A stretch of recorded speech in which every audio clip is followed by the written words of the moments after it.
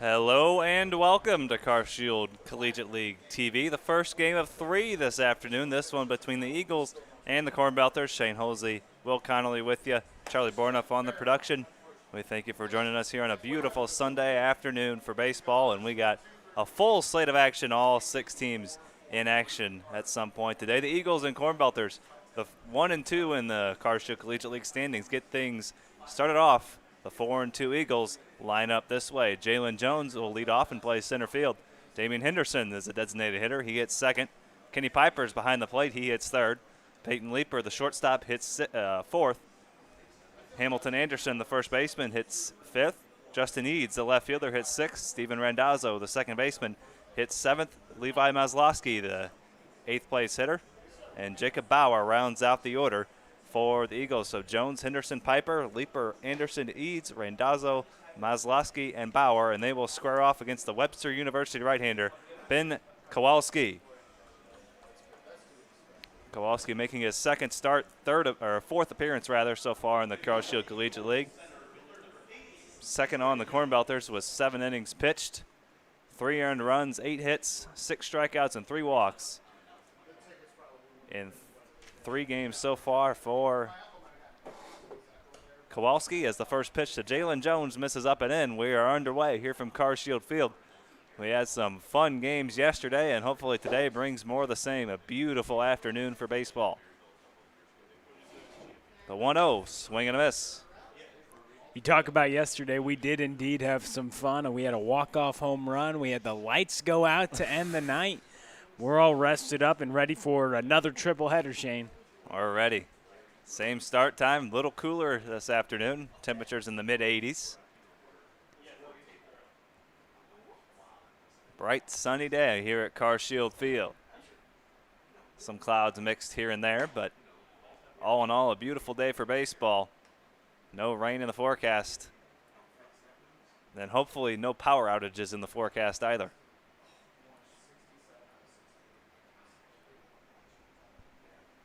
3-1 count to Jalen Jones to lead things off, and he works a walk, so leadoff walk, and the Eagles have a runner on base to get things started. And in steps the Cincinnati Reds signee, Damian Henderson, out of Cal State Bakersfield. A couple days ago, signed with the Cincinnati Reds, so congrats to him, and bright future ahead for Mr. Henderson. It was cool to see the designated hitter come out on the mound and throw 94 to 96 miles an hour. We've talked about it a couple times, but when you see that from a left-hander who hasn't had game action in years, just signed off a lot of that potential with the Reds organization. It's really cool to see. He's a designated hitter this afternoon, hitting second for Forrest Herman's Eagles, the only 4-win team in the league, 4-2. After another thrilling victory yesterday, came back from down 9-0 and won it on an Ole Arntzen walk-off 2-run homer in the 7th.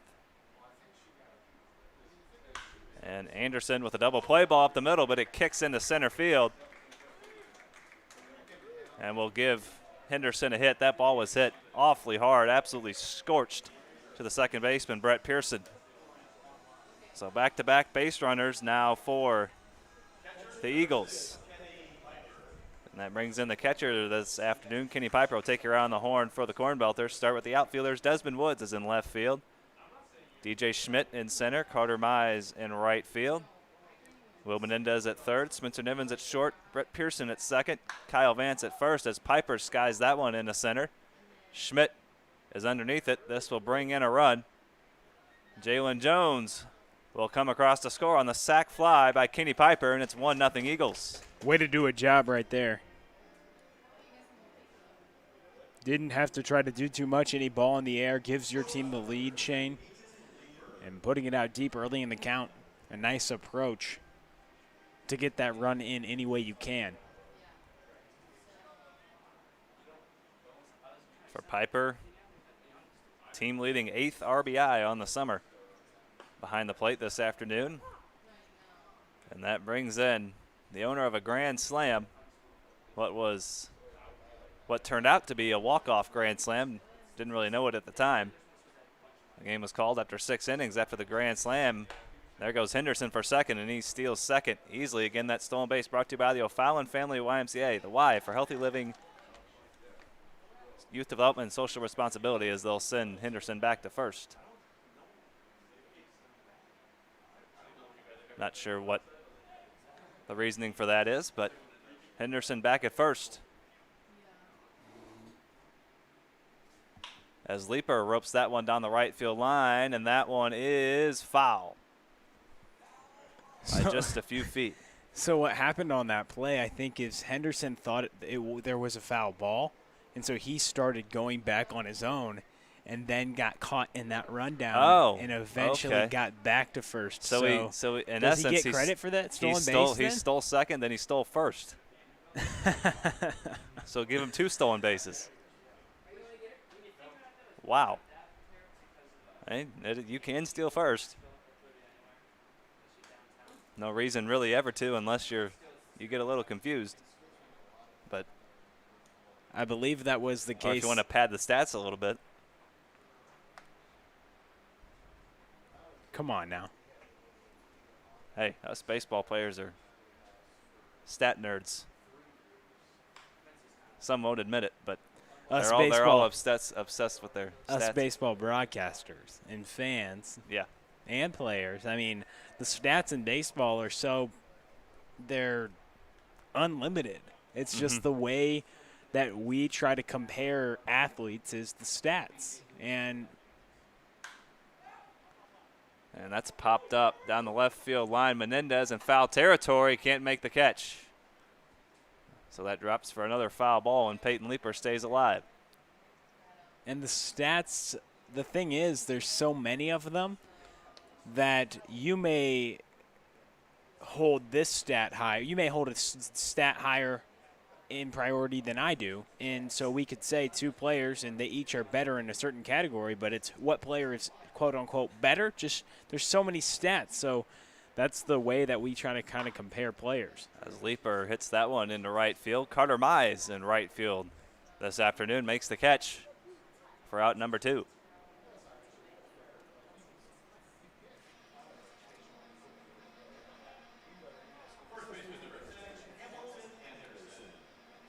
So now 2 away for the first baseman this afternoon.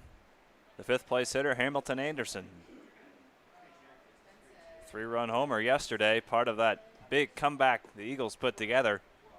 They were down 9-0 after the top of the 2nd inning, rallied back for 11 unanswered runs of their own, 3 of them, actually 5 of them coming off the bat of Hamilton Anderson. He drove in 5 yesterday, 3 on one swing of the bat. Yeah, he was a big part of that comeback. He had the 2 RBIs and then coming around with the 5 runs batted in. And after being down 9-0 in that game yesterday, to claw all the way back and a win at 11-9, it wouldn't have happened without the guy at the plate. Anderson stays alive as he fouls that one back. Boy, no lead is safe, even a 9-0 lead in this league. Plenty of comebacks. The Eagles have come back twice already in their last couple of games.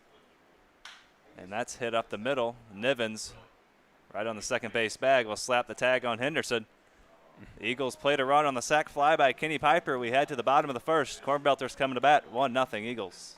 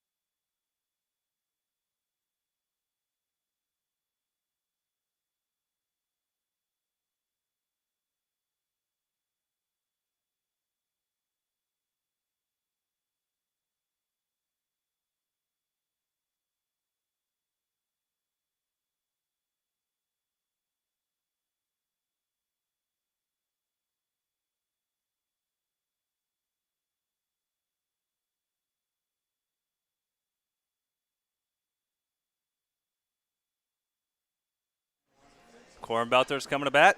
A 1-0 deficit. And we'll read you through their lineup. Tate Matheny, the designated hitter, leads things off. He'll be followed by DJ Schmidt, who had a big 3-hit game yesterday. Couple of the first two in the Cornbelters order, each with 3 hits yesterday. Schmidt moves up from the 9th spot up to number 2. Jimmy Obertop hits 3rd. Brett Pearson hits 4th as Matheny fouls that one back. Will Menendez hits 5th. Kyle Vance hits 6th. Spencer Nivens, the shortstop, hits 7th. Carter Mize and Desmond Woods round out the Cornbelters order, and they'll be facing Skylar Dicknight, making his 3rd appearance here in the CarShield Collegiate League. 3 2/3 innings so far. 6 strikeouts, 3 walks, couple of earned runs, and a couple of hits given up. For the left-handed throwing Skylar Dicknight out of Westminster College. 0-2 count here to Tate Matheny, who had a couple home runs yesterday, and he goes down on 3 pitches to start the bottom of the first for the Cornbelters. So Dick Knight makes quick work of Matheny, and a 3-pitch strikeout brings in the center fielder, DJ Schmidt.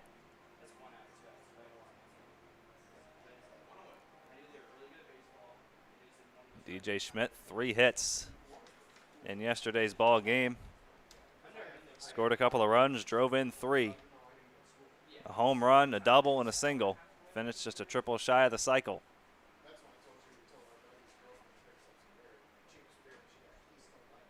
As soon as we started talking about how impressed we've been with DJ Schmidt, he goes out and has a 3-for-3 day. Even more impressive.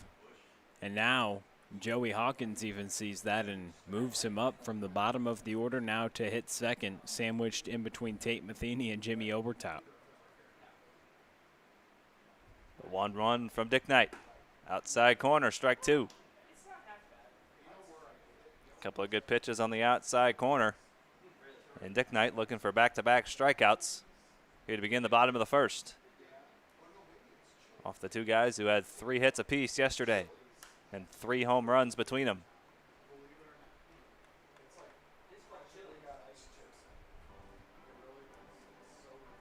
Schmidt's got a pretty cool mask on around his neck, as all the players have typically either the black or the white masks that they're giving out are gray, but I think he brought his own. It's the red, white, and blue. I love it. He chops that one off his foot, so foul ball. And he stays alive.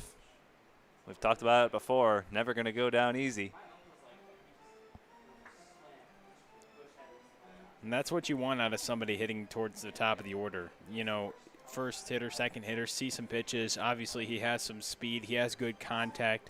You don't want to be able to strike out, have a guy in the – he's not going to be maybe one of your thumpers who hits a lot of balls out of the park, but he has that power, but he also sees a lot of pitches to help out those big power hitters. And he looks at strike 3, back-to-back strikeouts for Dick Knight to start the bottom of the first. 1 swinging, 1 looking. Great start here from the left-hander, getting ahead and then finishing both hitters with breaking balls. He froze Schmidt on that breaking ball, got Matheny to swing and miss at 1. And now that brings in the catcher, Jimmy Obertop.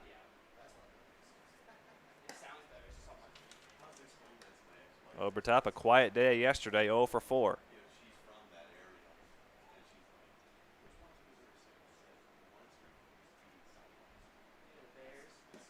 That pitch is down and in, 2-0. Jimmy Obertop out of the University of Michigan.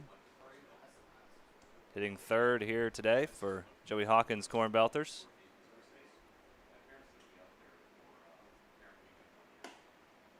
And he looks at strike 1. Dick Knight dropped a breaking ball in there on 2-0. Thank you for joining us here on CarShield Collegiate League TV, bottom of the first. Shane Holsey, Will Connerly will take you through this full day, 3 games for the 2nd day in a row. 6 games between Saturday and Sunday, a full slate of weekend baseball.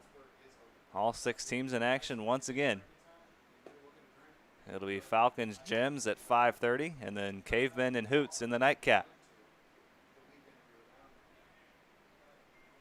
3-2 count to Jimmy Obertop. Dick Knight trying to strike out the side. And he will. Got him with the breaking ball. So Dick Knight strikes out Matheny, Schmidt, and Obertop. And we head to the top of the second. Eagles will look to add on to their 1-0 lead. You're watching Carl Shield Collegiate League Baseball on CCL TV.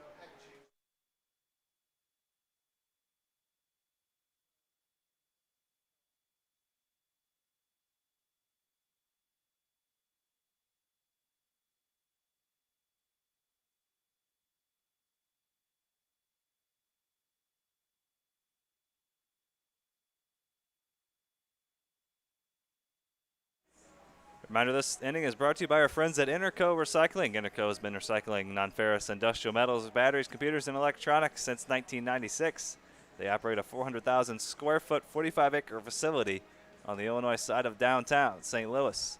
If your company has large amounts of scrap metals, batteries, or electronics to recycle, you can give them a call at 1-877-258-3601. Or you can visit them on the web at itcscrap.com. That's 1-877-258-3601 or itcscrap.com. Our friends at Interco Recycling, a Metaltronics recycler since 1996.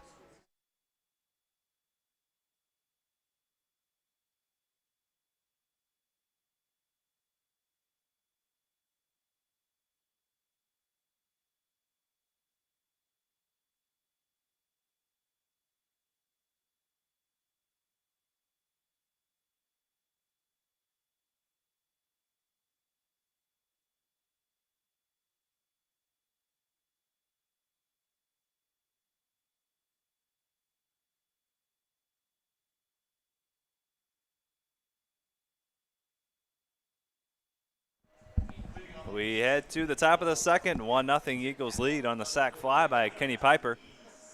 Jalen Jones has scored the only run of the ball game. Justin Eads will get things going for the Eagles here against Ben Kowalski, 6, 7, and 8.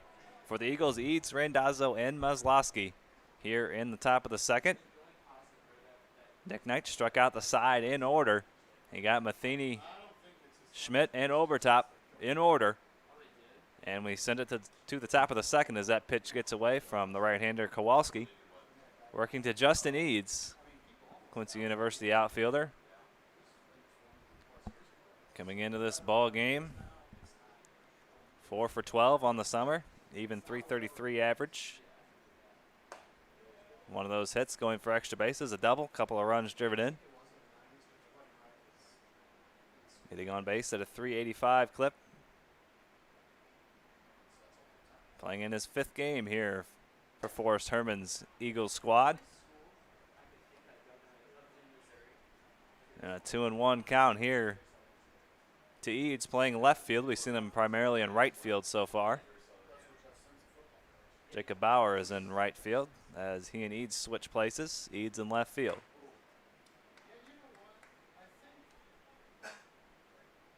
Kowalski looking for a scoreless inning here after he surrendered the sac fly. Jalen Jones walked and came around to score. Boy, how often do we see those leadoff walks come in to score? It's amazing how often that happens. A 2-2 and Eads chops it foul. Kenny Piper drives in his team-leading 8th run, and that's where we stand currently, 1-0. They're in the first game of 3 here on a beautiful Sunday afternoon. As we head into the evening hours, Falcons Gems at 5:30. And then Caveman and Hoots close things out. Just one game tomorrow, a midday game at noon. And then back at it on Tuesday. 3-2 count now to the Eagles left fielder. 7th pitch of the at-bat coming here from Ben Kowalski. That's chopped foul. We'll do it again.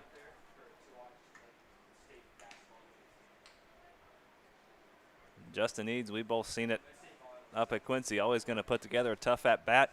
Good power to right center. Outfielder's pretty much straight away. Can use all parts of the field. The 3-2 from Kowalski in the dirt.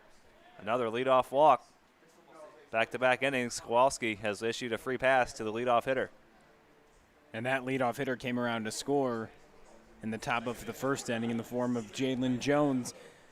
We know the percentages when you lead off to walk guys to start off innings, it's not very positive for the pitcher in terms of run prevention. With Eads getting on, good things look for the Eagles, already with a 1-0 lead. And they look to add on to their 1-0 lead. Have come from behind their last couple of games. Set at 2-2. And have won their last two on comebacks in the late innings. Both effectively walk-off home runs. One the grand slam by Leaper, and then 2-run homer by Arntzen to cap off a 9-run comeback yesterday. And that's popped a mile high into foul territory. Kyle Vance will give it a look, but it goes out of play.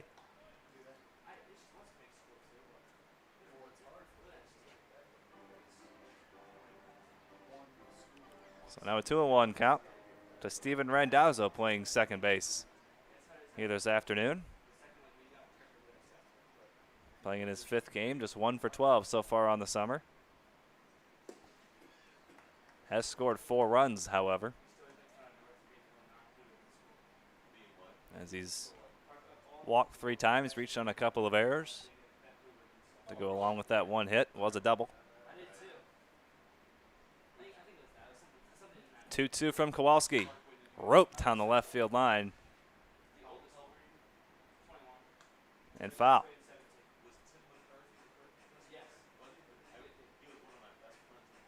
So a lot of pitches to the first couple of hitters. Pitch number 14 of the inning already coming to the second hitter of the inning. From Ben Kowalski out of Webster University. Breaking ball chopped at the plate and foul. So the first couple of hitters in this top of the second making Kowalski work.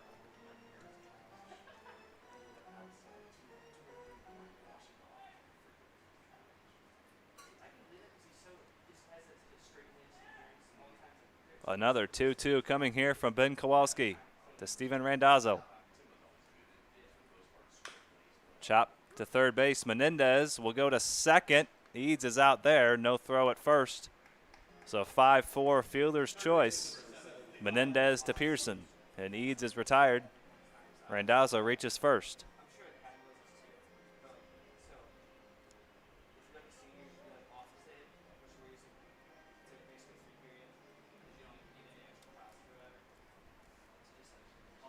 So now Randazzo on first for the third baseman, Levi Maslowski.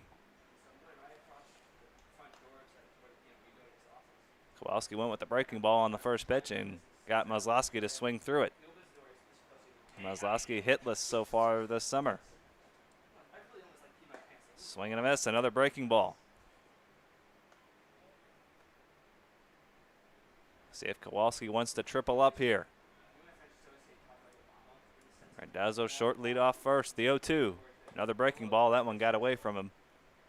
Didn't quite snap that one off the way he wanted to.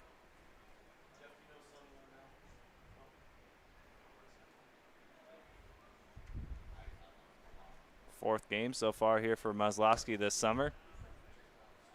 Playing third base and hitting 8th for the 4-2 Eagles.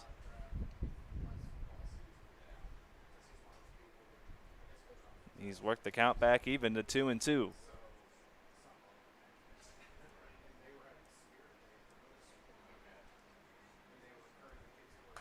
That's hit foul. As that gap between the netting and the wire that holds that netting up. There's a gap about as wide as a baseball, and it snuck right through there. Almost came into our press box.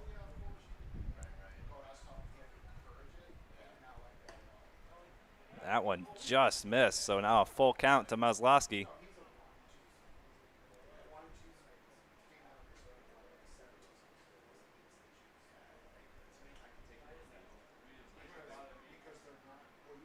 This will be pitch number 22 of the inning, and it's a called third strike. Maslowski thought he had ball 4. Instead, he's got strike 3, and he goes down for the second out. First strikeout for Kowalski.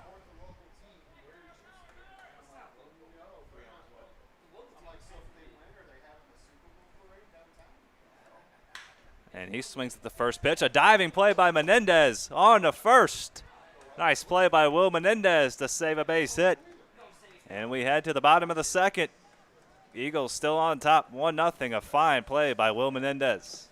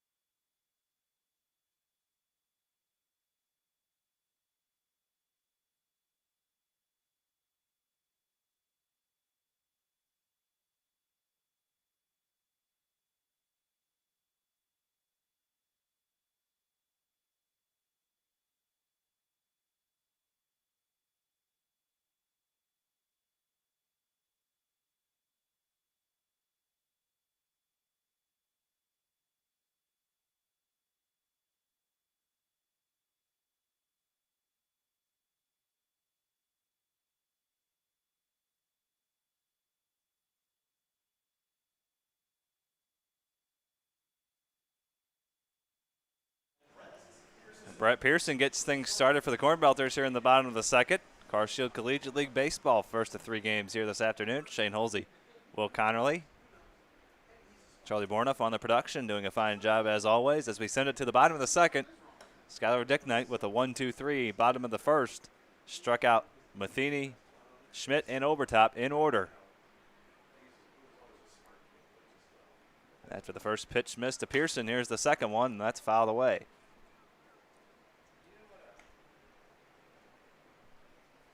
Dick Knight looked pretty solid in that first inning, striking out the side, and we saw that he looked pretty good. His last couple times he's towed the rubber, but he hasn't got a ton of help on from his defense. Fires in strike 2 there. Yeah, it's a matter of just doing your job out on the mound. He's got a lead now, albeit just a 1-run lead, but a lead is a lead nonetheless. The 1-2. That's in the dirt. Yeah, I specifically remember this is his 3rd appearance, 2nd game started. He's allowed a couple of unearned runs, but now he comes out, okay, I'll take matters into my own hands, and he strikes out the side. Who needs a defense? Pearson checks his swing there for ball 3. Second full count the Cornbelters have worked themselves into. Dick Knight needed 13 pitches to strike out the side in order. In the first, now a 3-2 count to the second baseman, Brett Pearson. Breaking ball, got him looking. 4 straight strikeouts to start the game for Skylar Dick Knight. Couple of strikeouts looking, couple of strikeouts swinging. He's alternated strikeout swinging and strikeouts looking. Got Matheny swinging, Schmidt looking, Obertop swinging, and now Pearson goes down on a 3-2 breaking ball. And now Will Menendez, who made an excellent play over there at third base, to in the top of the second. And now he goes to work in the box against Dick Knight. He puts this one in play. Jacob Bauer drifting towards the line and puts it away for the second out.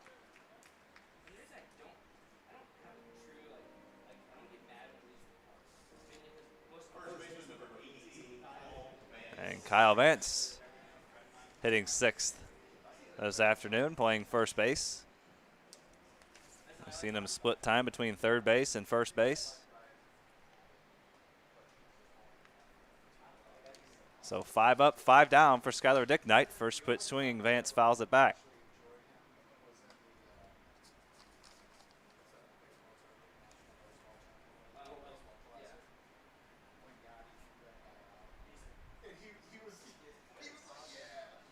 Kyle Vance, 4 for 15 so far this summer.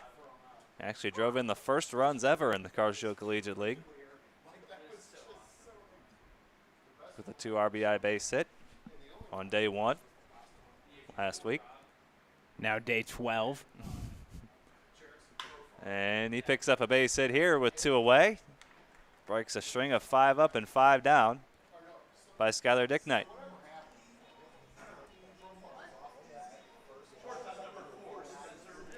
So Vance is on first, now with 2 away for the shortstop Spencer Nivens. And Sam Stewart likes to see that. He commented on the YouTube comments and asked if Kyle Vance was in the lineup. Not only is he in the lineup, but he makes his presence known, getting the first knock here for the Cornbelters in the bottom of the second inning. Thanks, Sam Stewart, and everybody who's tuned in, watching the Cavemen take on, or the Cornbelters take on the Eagles. Got a little ahead of myself. Cavemen playing the nightcap this evening. As Spencer Nivens looks at ball 2, 2-0.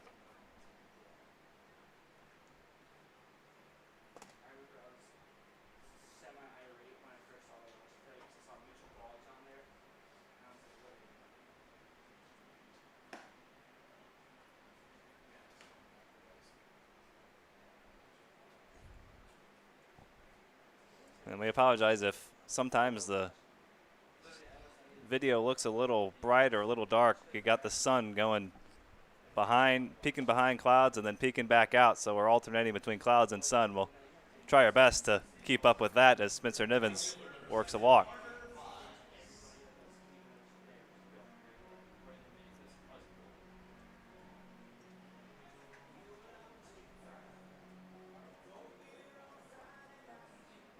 So Skylar Dicknight, after setting down the first 5 men he faced, a base hit and now a walk, and that brings in the right fielder, Carter Mize, hitting 8th here this afternoon. So he has a couple of runners on base. Vance out at second, Nivens over at first. Good speed on the base paths. They shade Mize slightly to pull as he looks at a called strike.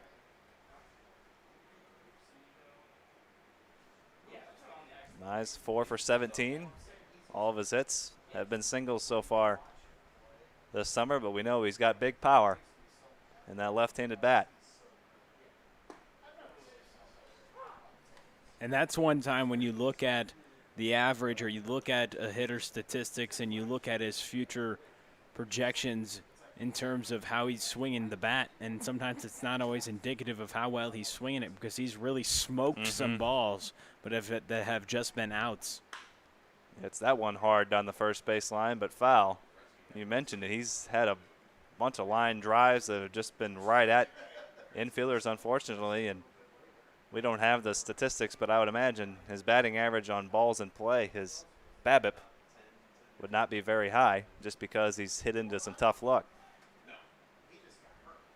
But when you continue to hit the ball hard and focus on that as a hitter, that's the right mindset for the most success, because you're controlling, okay, I'm going to try to square this up and hit it hard. But like you said, sometimes things don't go your way, but eventually when you stick with it and continue to push through, you'll get a breakthrough.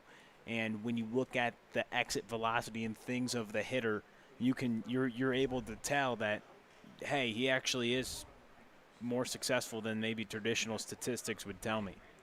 That's a nice block by Piper behind the plate, keeping the runners at first and second.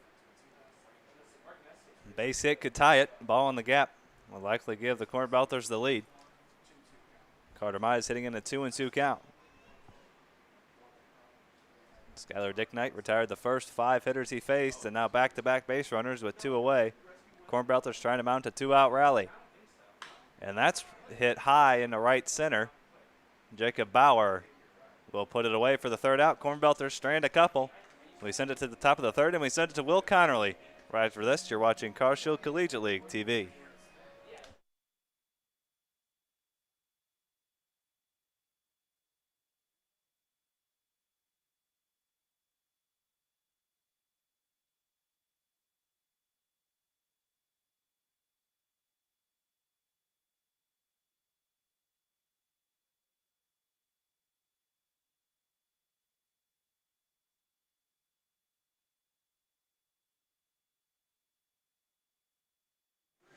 This inning's brought to you by Interco Recycling. Interco has been recycling non-ferrous industrial metals, batteries, and computers and electronics since 1996.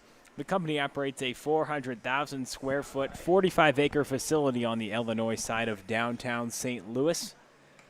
So, if your company has large amounts of scrap metals, batteries, or even electronics to recycle, you can call Interco Recycling 1-877. Get a pen out, write this down. 1-877-258-3601. Or you can go to the web right now, open up that other tab on YouTube, and go www.itcscrap.com to check it out. It's Interco Recycling, a Mellatronics recycler since 1996. The top of the order due up for the Eagles here. In the top of the third inning, Jalen Jones, Damian Henderson, and Kenny Piper due up here in the top of the third inning.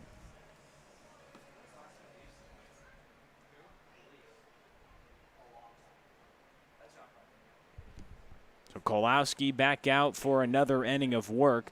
He surrendered a leadoff walk to Jalen Jones, and he came around to score in the first inning. Jones back up here to start off the top of the third.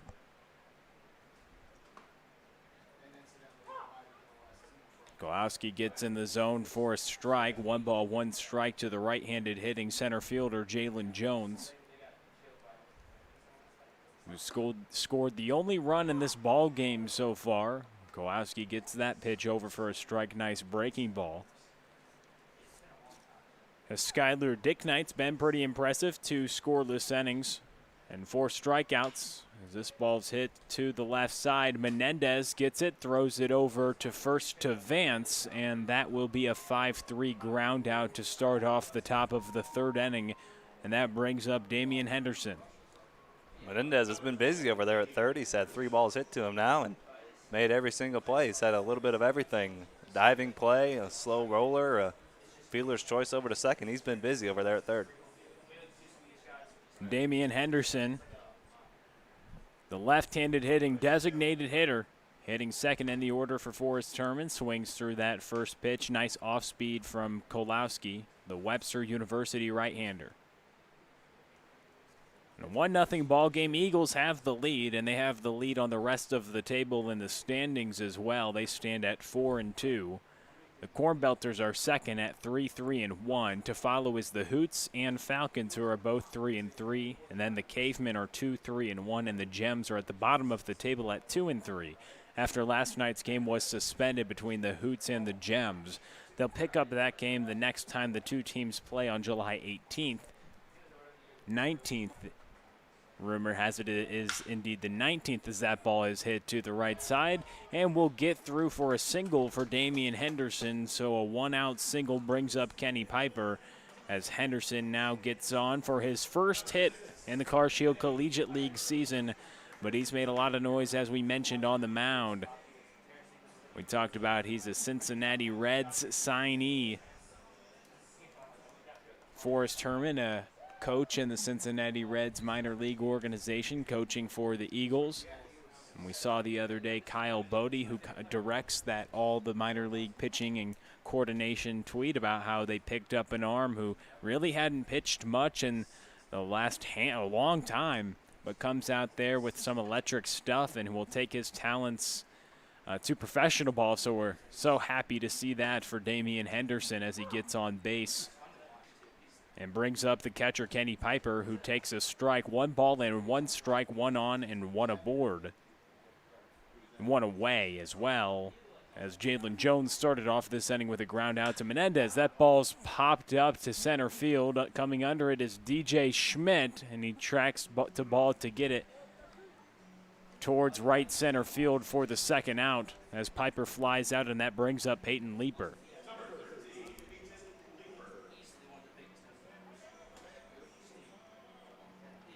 So 1 on and 2 away for Peyton Leeper, the shortstop. He flew out to Carter Mize in right field back in the first inning. Here in the top of the third, his team with a 1-0 lead.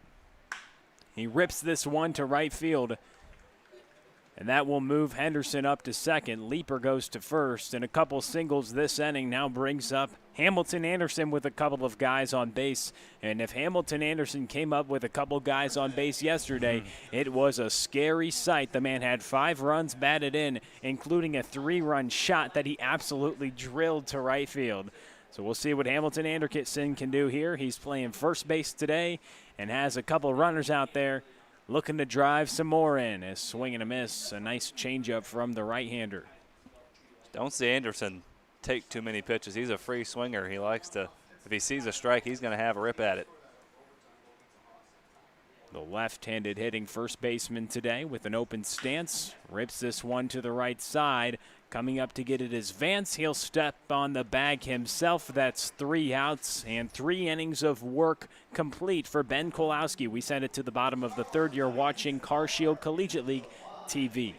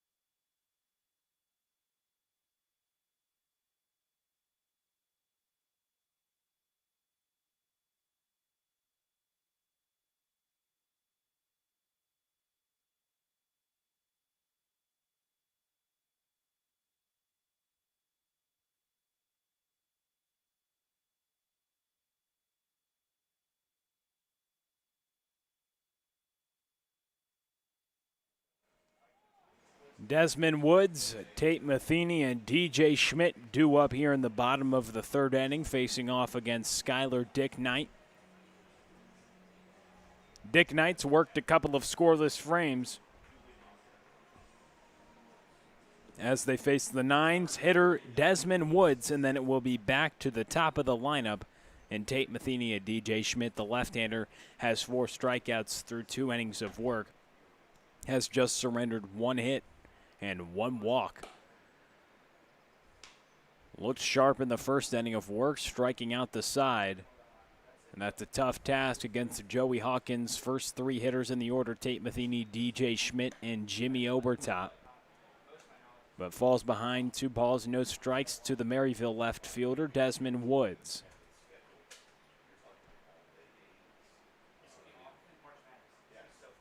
The left-hander delivers. The breaking ball catches the outer portion of the strike zone for a 2-ball, 1-strike count awaiting from the left arm of Skylar Dick Knight. He brings the pitch. And a strike there, a nice breaking ball. He's had excellent command of that breaking ball, throwing it at any count he wants to. Behind in the count, ahead in the count. As that ball is fouled away, we'll do it again. Skylar Dick Knight had 3 games started, was 1-1 with 11 2/3 innings pitched and a 10.80 ERA to go along with 20 strikeouts in 2020. Those 3 games started for the Westminster College squad. A couple of Westminster arms in this league. The 6'4" lefty delivers the full count pitch to Desmond Woods, and he walks the first hitter of this inning, the second walk issued today, and that brings up Tate Matheny, who represents the go-ahead run. as we stand here in the bottom of the third inning. Dick Knight's been a part of this squad for Westminster in 2018. He went 2-2 with a 5.48 ERA. He had 4 starts in 2019 with a 6.43 ERA. Now at a 10.8 ERA, but just 3 starts, a smaller sample size due to the shortened season, but 20 strikeouts in an 11 2/3 innings, and he's shown us he does have that strikeout stuff in his first 2 outings and his first start, and here today already with 4 through 2 full innings of work, working in his 3rd inning now on the leadoff hitter, Tate Matheny, who had a heck of a day yesterday with a couple of home runs. And when the ball came off his lumber, we knew it was going to be gone. And he showed power to all fields, roping one to the left field bleachers. When Shane Holsey was on the call for that one, he didn't have to think about it too much. Nope. It got out in a hurry. It was good to see him start to get on a roll. We saw him a few days ago start to really hit some balls hard. And it came to fruition with a single or with a double off the wall and then a couple of home runs yesterday. Hitting first in the order for Joey Hawkins, Cornbelters. Facing off against Forrest Herman and the Eagles today. Both teams, respectively, the Eagles 1 and the Cornbelters 2 in the standings. Early on in this Car Shield Collegiate League season. Excited to see this baseball competition picking up. We started the year on July 1st. Now it's July 12th. And it's been fun alongside Charlie Bornoff, Shane Holsey, and Will Connerly, along with everybody else in the press box, providing great commentary about the game of baseball. As Tate Matheny hits this one right back at Dick Knight. From his back, he throws it to second, over onto first, but Matheny is safe. But my goodness, what a play right there. Just nearly turned the double play. And it would have been one kind of 1-6-3 if he did it, as he's on his back, throwing it over to second to get the lead runner. And watch out. Oh, we would have had an early leader in the clubhouse for double play of the summer. If they could have turned that. Bang, bang play at first. Matheny just beats it out. Man, on a bang, bang play like that, a pitcher makes a play like that, be more inclined to give him the call at first base, give him the double play if it's close. But still got an out nonetheless. Just to be able to get an out on that play was something. As that ball was hit pretty hard right back at Dick Knight, had not much time to react. And he goes back down to his backside on the mound and throws it to second. Incredible play by the southpaw. That ball is fouled away to the right side. That's just self-defense. You have no time to think about that. We've talked about it on multiple occasions. You just stick your glove up and hope it goes in it, and just stick it in front of your face and hope you get some leather on it. And if you can catch it clean, that's even better. DJ Schmidt struck out looking against Dick Knight back in the first inning. And a 1-ball, 2-strike count with 1 runner on and Tate Matheny reaching on the fielder's choice and 1 away. DJ Schmidt hits this one into right field. Does it have a chance? Back-to-back days. DJ Schmidt hits another bomb here in the bottom of the 3rd inning. Belts this one to right field. And the second time in as many days, DJ Schmidt knocks a home run. He touches them all for the Cornbelters. They move him up in the lineup. Has a home run and 3 hits yesterday, and add another one today for the outfielder from Missouri Baptist. Oh, we didn't see this kind of power the first week or so in the Car Shield Collegiate League, but hey, back-to-back days, move him up in the order, and he proves his manager correct. Makes his manager look like a smart man.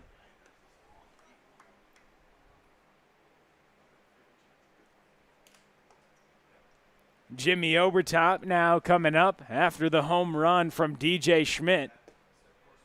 Obertop takes that pitch on the inside corner. So after Dick Knight worked 2 scoreless innings, striking out 4 hitters, here in the bottom of the 3rd inning, he surrenders a home run to DJ Schmidt, who Shane Holsey and I have been talking about. He's been really disciplined at the plate, not swinging at many things out of the zone, getting on base any way he can, but the last couple of days he's shown he can really stroke the ball out of the park with a couple of home runs as Jimmy Obertop goes down swinging for the second time today for the second out of this inning to bring up Brett Pearson, who struck out back in the second inning. As Dick Knight delivers the first offering to Pearson, misses low. Dick Knight struck out the first 4 hitters of this ball game. But here in the third inning, he's surrendered a 2-run home run to DJ Schmidt. And that's given the Cornbelters the lead.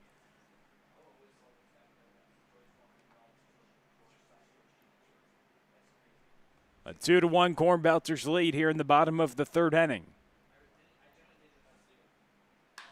That ball's hit to the left side, backhanded by Maslowski, throws it over to Anderson, and a nifty play from the hot corner to end the third inning. We send it to the fourth, but DJ Schmidt puts the Cornbelters on top 2-1. You're watching CarShield Collegiate League TV.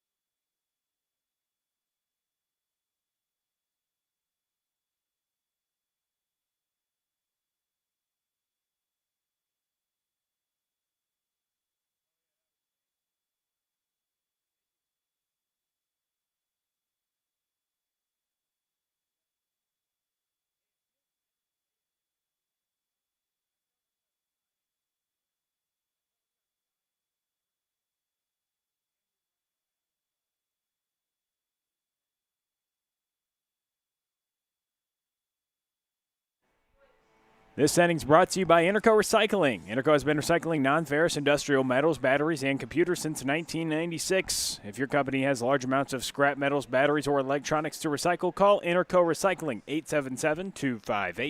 877-258-3601, or on the web at www.itcscrap.com. Interco Recycling, a Mellotronics recycler since 1996. Justin Eads swings at the first offering here in the top of the fourth inning, and it's caught in foul territory by Kyle Vance. So 1 pitch in, 1 out here for Ben Kolowski, working in his fourth inning of work, and he's now working with the lead coming after the DJ Schmidt 2-run home run.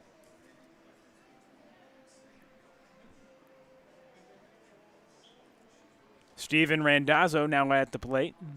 Reached on the fielder's choice back in the second inning. We'll see if Kolowski can't get into a groove.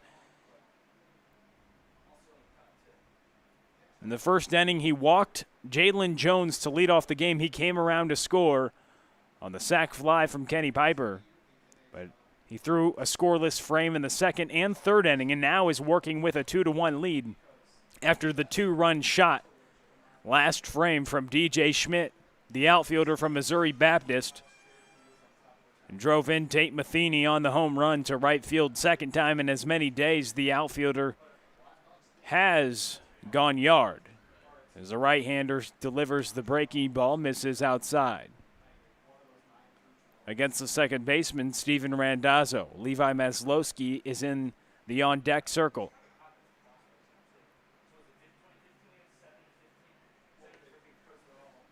The right-hander delivers. They say he didn't go around, so 3 balls and a strike. That's Kolowski, who retired Eads on the first pitch of the top of the fourth inning. Looking to work here on a 3-1 pitch. Misses low, so he surrenders a walk. That's the third walk he surrendered here this game as he works in the top of the fourth inning with 1 out and 1 on. He walked Jalen Jones to start the game, as we mentioned, and he walked Justin Eads to start the second inning, but has found his command after that. Worked a clean third inning, and here working in the fourth, now surrendering his third walk of the afternoon.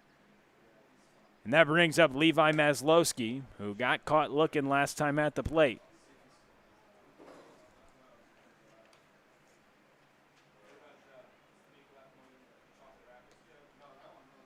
Maslowski, with 1 run scored, 1 run batted in on this season, has reached via the free pass 1 time, still looking for his first hit in the Car Shield Collegiate League as he takes that pitch for a strike. The Cornbelters and the Eagles. That pitch is fouled away. Eagles looking to improve to 5-2. When they would have a leg up on everybody in the standings at least by a couple games. They could reach that 5-win mark before anybody else reaches 4. A couple teams will reach 4 today as we have 3 games, jam-packed baseball today for you all day long. Come in and out. We'll be on at your pleasure. So whoever you want to watch in all these teams, and there's some talented teams in this league. Every player, every athlete in action today as Maslowski gets rung up for the second time today. And walking back to the dugout for the second inning. For the second out of this inning, as Jacob Bauer, who rounds out this Eagles order, is now at the plate. The Eagles right fielder grounded out to Will Menendez to end the second inning. Menendez made a nifty play on that one, but Shane's mentioned it. He has had 3 balls hit to him today. He's been pretty active on the hot corner. There's a reason they call it the hot corner. As that ball's fouled away, and what's that reason, Shane? Because the ball comes at you fast and it comes at you often.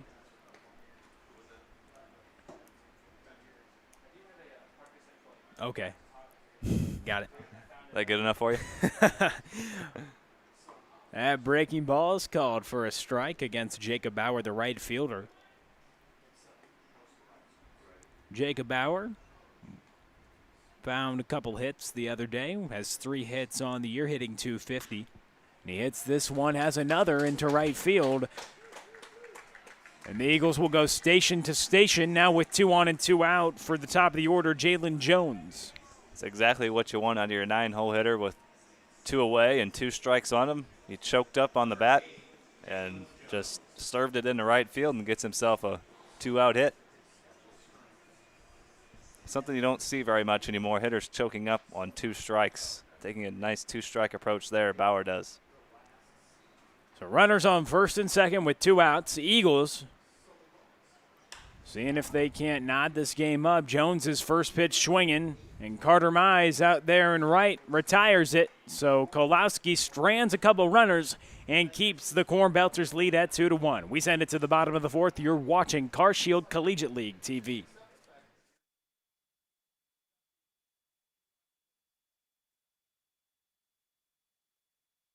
Code Ninjas O'Fallon is located on the Deerberg Shopping Center at Deer Creek Crossing. 2955 Highway K in O'Fallon is where you can find that. It's just at the intersection of Highway K and N. So if you go on Google Maps, just type in 2955 Highway K right in O'Fallon.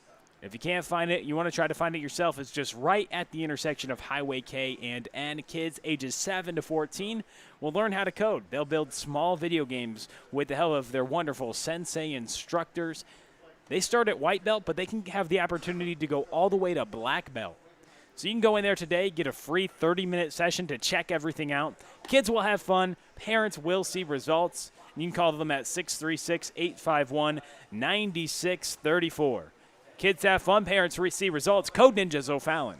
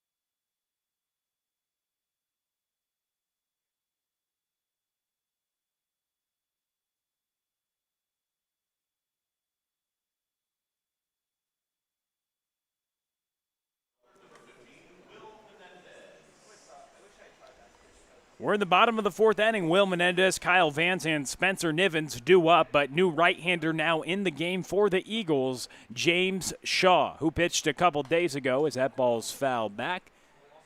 Would you have had that one? No. No? As that ball was coming back towards the press box. But no, Shayna, I would not have had that one. I'm not too good at those. As that breaking ball's in there from James Shaw. James Shaw looked pretty good on the mound the other day, and he has featured a nice breaking ball. He's been used a lot by Forrest Terman in this season. And he throws another breaking ball. That one misses. James Shaw with 6 1/3 innings coming into this season. This is his 4th appearance. All of them have come out of the bullpen. Is 1-1 on the year. That ball is fouled away down the left field line, but we've been impressed with the breaking ball. He surrendered 7 runs, but just 3 of them have been earned. And he has 6 strikeouts in 6 1/3, just compared to 4 walks. So he hasn't had a ton of help on the defensive end, but we've been impressed with the stuff he's shown, and he shows it there with a nicely located fastball on the corner for strike 3 to catch Menendez looking. He got Menendez out in front on a breaking ball the pitch before, slowed him down and sped him up that time with the fastball, and Menendez was just frozen. That brings up Kyle Vance, the first baseman, singled last time at the plate.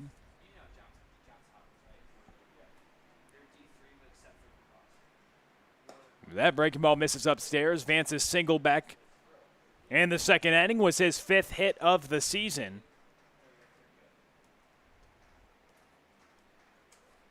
As Shaw delivers the breaking ball, in there for a strike, just catches the lower portion of the strike zone with that breaking ball. It's where it crosses, even though if it ever looks low.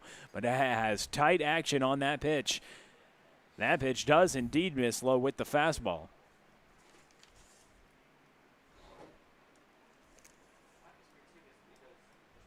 As the right-hander works on the first baseman, Kyle Vance. Pitch misses low, scooped up.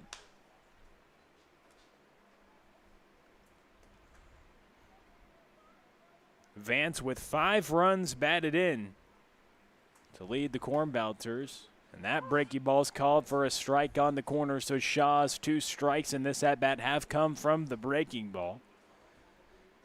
Vance coming into today hitting .267.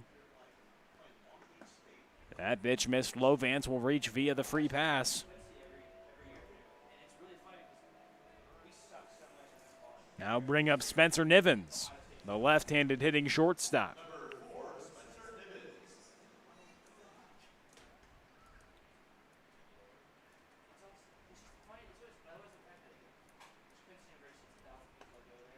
Nivens with 3 runs scored on the season, a couple of singles. Getting on base about 35% of the time, has drawn 5 walks.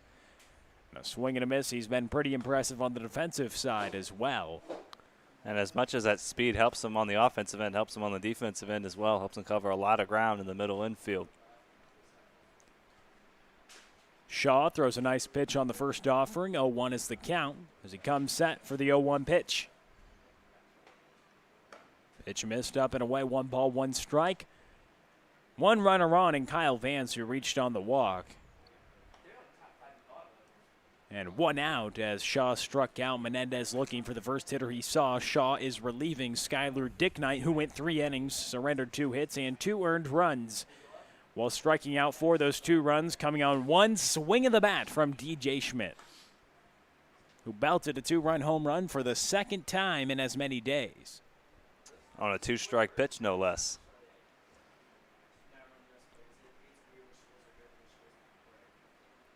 Two balls and a strike. Shaw looking to induce a double play ball, but the second baseman shifted a little bit on Nevins. So it seems like it could be tough for Randazzo to turn something, but they're also looking at the way that Nivens typically hits it, and they're playing him to potentially pull it more, but not doing a full shift because a runner is on first, and that double play is still in effect with the 3-ball, 1-strike count and the pitch. Missed inside, and now runners on first and second after 2 consecutive walks issued by the right-hander James Shaw. That brings up Carter Mize, the right fielder. That also brings out Forrest Turman to talk to his right-hander. Got a strikeout looking of Menendez and then back-to-back walks. So Shaw just, we say it a lot when these pitching coaches come out to him, or the coaches come out to talk to these hurlers when they're in a little bit of trouble. You just need to just get your mechanics under control. Just settle down, get yourself a ground ball, and we've said it time and time again. You're always one pitch away when you have a runner on first base.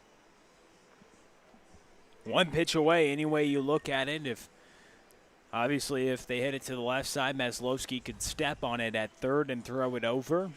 But you have another left-hander coming up who definitely pulls the ball more than he goes to the opposite field. So they're going to play Carter Mize to shift it, to the shift, but they're obviously still looking for some type of potential double play.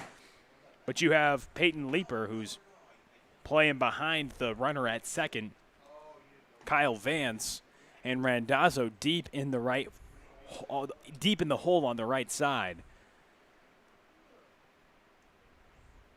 And they're taking their chances that Mize isn't going to poke a ball in the 5-6 hole on the left side of the infield, so you can play for the double play and guard the line a little bit at third if you're Maslowski. Chances are Mize isn't going to hit a ground ball to the left side. 1 ball, no strikes, 1 out and 2 runners on as Shaw faces Carter Mize. A swing and a miss foul ball. 1 ball, 1 strike. If he's going to hit a ground ball, chances are it's going to be to the right side. Just by the frequency that he pulls the ball, if he does hit a ground ball, he's going to roll over, and it's going to be to the right side. So, well, that's the way the defense is playing it. And that's the way a lot of teams have shifted against Carter Mize. Another healthy hack right there. Good pitch from James Shaw. 1 ball and 2 strikes.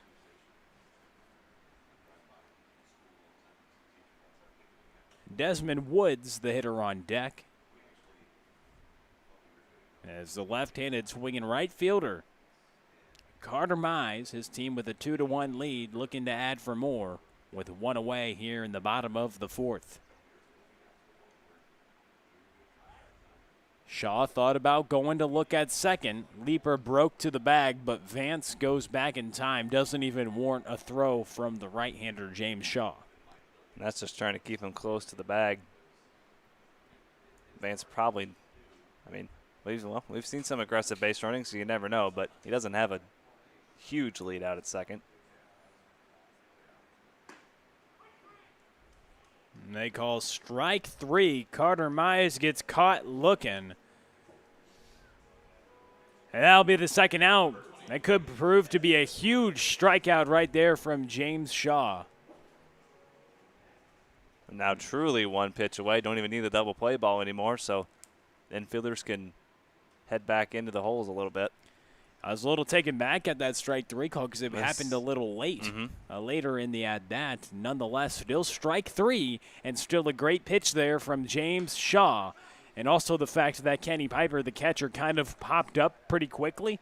And maybe that's why I thought it looked a little later, because he popped up so quick before, you could get the traditional frame on a strike 3 call to track on the runner at second base, to at least pump fake and make sure he's keeping his place on second in Kyle Vance. But there is 2 outs now after Mize gets caught looking in the 9th spot in the order. Desmond Woods is up. So he takes that pitch up and in as Shaw went to the breaking ball. Here in a 2-1 ball game in the bottom of the 4th inning. Eagles' only run came in the top of the 1st inning.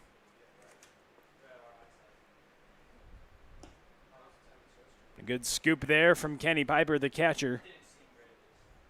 After the breaking ball from James Shaw, the right-hander, who now is working in a 2-ball, 1 strike count to Desmond Woods, the left fielder.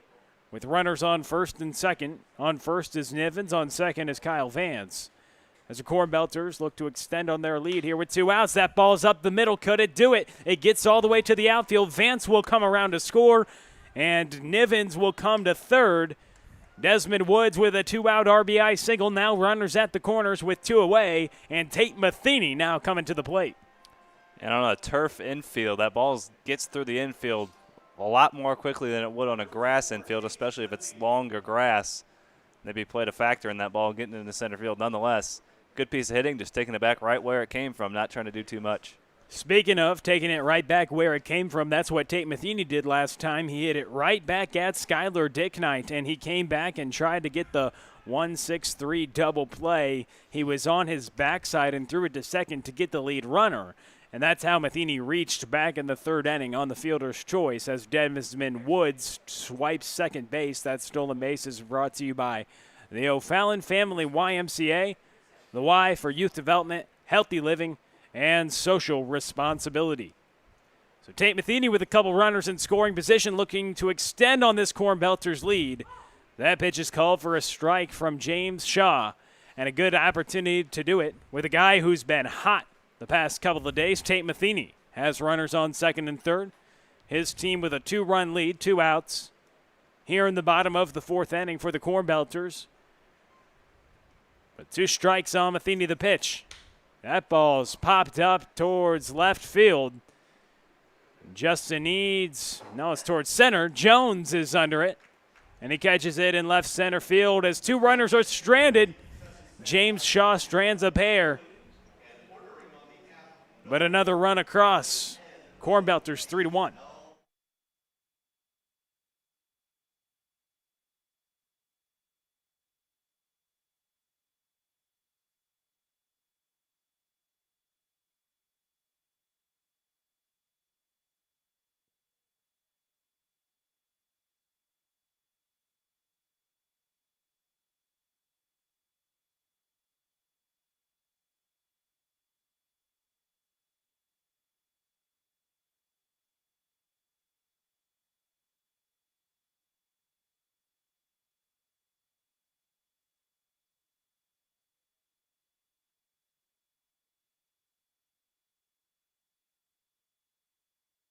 This inning's brought to you by Interco Recycling.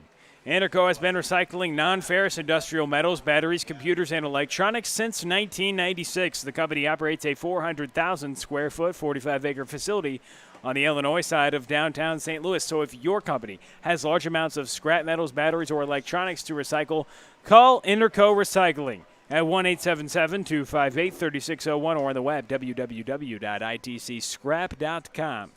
Interco Recycling, a Mellotronics recycler since 1996. Shane Holsey, Will Connerly, Charlie Bornoff here with you. On a beautiful afternoon, 3 games of baseball today, starting off here between the Eagles and the Cornbelters. The Cornbelters have a 3-1 lead. They got 2 runs from DJ Schmidt on the home run, and then they notched another one back in the bottom of the 4th inning. Kyle Vance walked and then came around to score on a Desmond Woods single, a 2-out RBI single up the middle for the Maryville outfielder to now extend the lead to 3-1.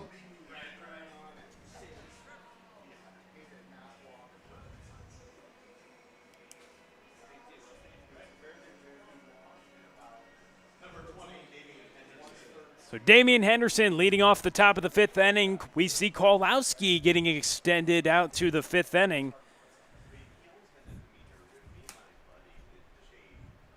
Here in his 4th appearance, 2nd start in the Car Shield Collegiate League. Coming into today, he just had 7 innings worked. And as we mentioned, just 1 game started. Here in his 2nd start, he's going all the way out to the 5th. Much longer than last time. In his 4th appearance, getting more comfortable on the mound. And the right-hander from Webster University is an 0-2 count to Damian Henderson, the CSU Bakersfield outfielder and left-handed pitcher. A ball and 2 strikes to the designated hitter today, who also lets it eat off the mound. As that ball is hit deep, way gone. A home run for Damian Henderson. He left no doubt about it as he trots around the base paths, hitting it over the big wall in right field. Number 20, Damian Henderson, notches his third hit of the day. And have a day, why don't you touch them all? And he cuts into that deficit. Now just 3-2, the Eagles trail. And Damian Henderson came into the day with no hits on the season, but he now has 3, a couple singles, and a bomb. A bomb is right, no doubt about it. As soon as that ball left the bat, we knew that one was well out of here, way over the Car Shield sign in right field. Wow, it's Damian Henderson. If you folks aren't awake yet, you should be now, as that one was way over the wall in right field. Off of the right-hander, Ben Kolowski. As that's a broken bat to left field, broken bat single. As the ball goes to left field, Desmond Woods throws it in. It hopped one time before he got to it. And Mr. Kenny Piper, happy birthday, and also happy broken bat single to you. Having himself a nice birthday. Sack fly in the first inning. He's got himself an RBI. Now mixes in a knock, so not a bad birthday for Mr. Piper. Somebody came into the press box, said it's Kenny Piper's birthday. They'd like them to play happy birthday when it comes up to the plate. Maybe we'll see that later on, but we'll mention it on the broadcast, Mr. Birthday. I mention him as Dr. Kenny Piper. I know he probably doesn't have that doctor status, but he's been a doctor today with a good piece of hitting on the top of the first inning, getting that sacrifice fly in for the Eagles, and now has a one-out broken bat single. So he's on, and Peyton Leeper is up. That ball is fouled away. Man, Damian Henderson, we thought he had some power from his left arm, throwing the ball 96 miles an hour. We didn't know he could do that with the bat, but the CSU Bakersfield two-way player shown big time on both sides of the ball. The two-way standout. Been impressive here in the Car Shield Collegiate League.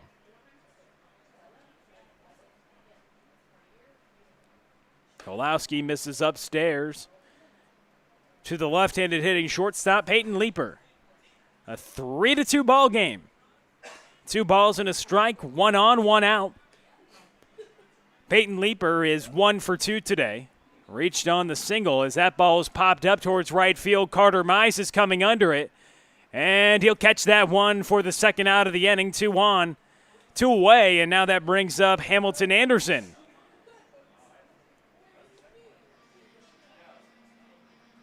So Hamilton Anderson, after his 5 RBI day, has started off this afternoon with an 0 for 2. But he comes up here in the top of the 5th inning. As Kolowski, the right-hander, working into the 5th. A swing and a miss there from the aggressive Anderson. The runner on first is Kenny Piper. As we mentioned, it's a happy birthday to him. And then the left-handed hitting first baseman Hamilton Anderson, who had a home run and a double 5 runs batted in yesterday. Looking for some more to continue on that success as the Eagles just trail by a run. That tying run on first base in the form of Kenny Piper. That ball's fouled away. And maybe you hear from our crowd mic, the old foul ball. That's from the Wii Sports foul ball. We know Shane Holsey enjoys playing on the Wii very frequently. And the pitch is missed outside. Rumor has it that he's pretty successful with Wii Sports. But Hamilton Anderson, the left-handed hitting first baseman, looking to have some success on the 1-2 pitch. Missed upstairs, 2 balls and 2 strikes with 1 away.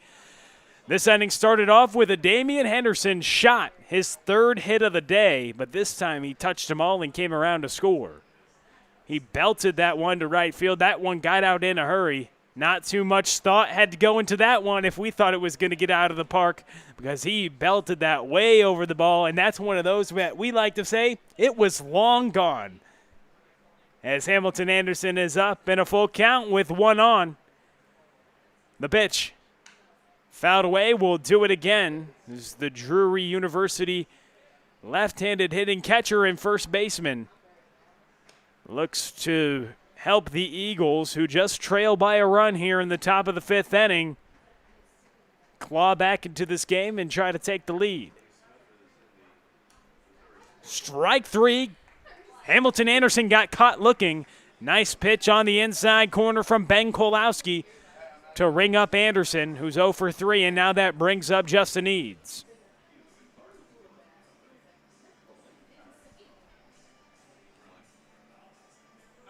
That was one of those pitches where it caught the strike zone, definitely, but it didn't hit the spot. As Obertop, it looked like he was set up on the other side of the plate, so it missed the spot, but it caught the strike zone. And getting rung up on one of those, it looks like you could say it could have been a ball because of the catcher's movement away from the spot.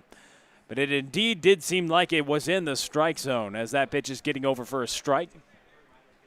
But if you disagree with me, you can always go back and watch the video. Every game archived on YouTube. Along with, you can always scroll back during the game, a cool feature of YouTube, as it's 0-2 to the left fielder from Quincy University, Justin Eads. Pitch missed inside. Looked like Eads could have got hit on that one, just nearly grazed him.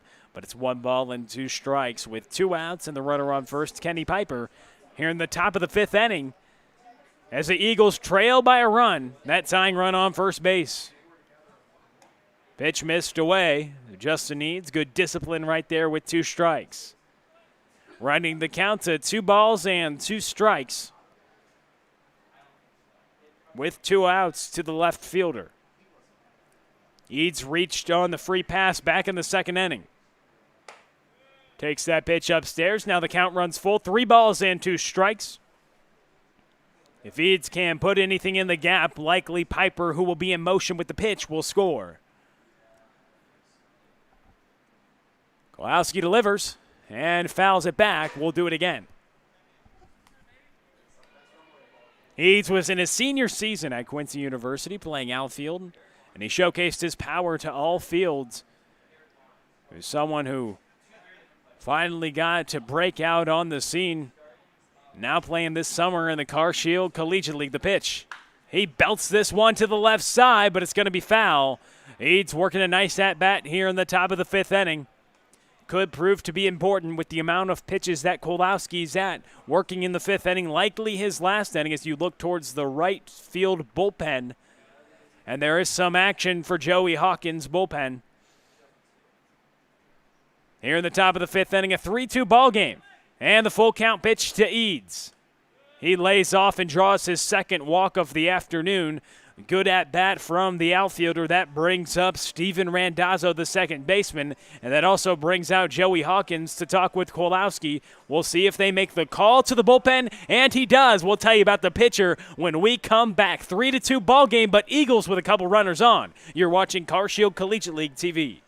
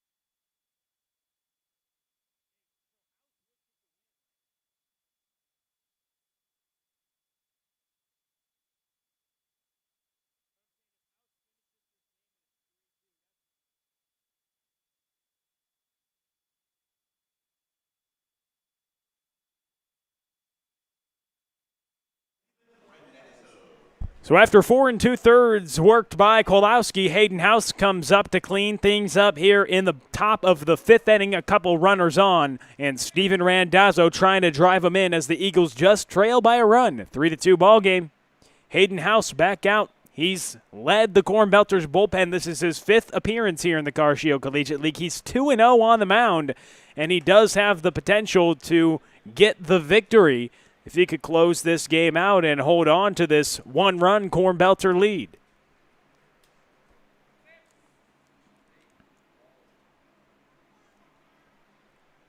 House has worked 5 1/3, just surrendered 4 hits and 3 earned runs, has struck out 7 and walked 5. So he gets a strike there to the Drury infielder, Steven Randazzo.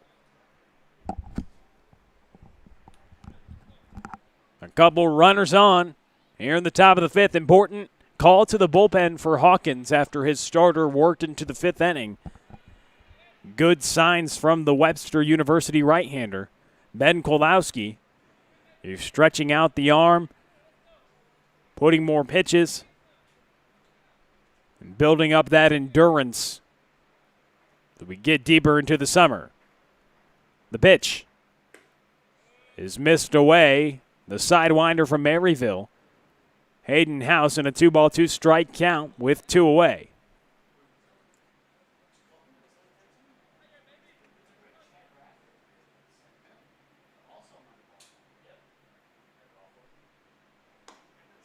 That pitch missed away. The 6'2", 190-pound Independence, Missouri native tossed 5 2/3 innings for Maryville this spring.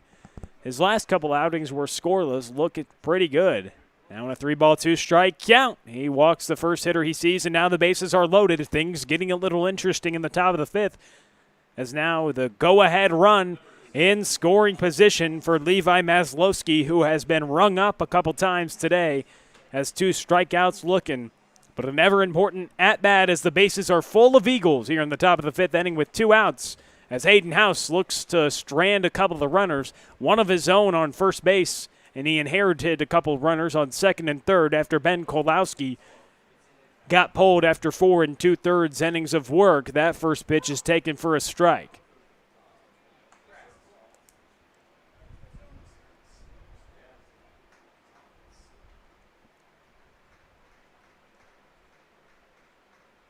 The pitch from House is fouled back, and now he's 1 strike away from stranding all the runners.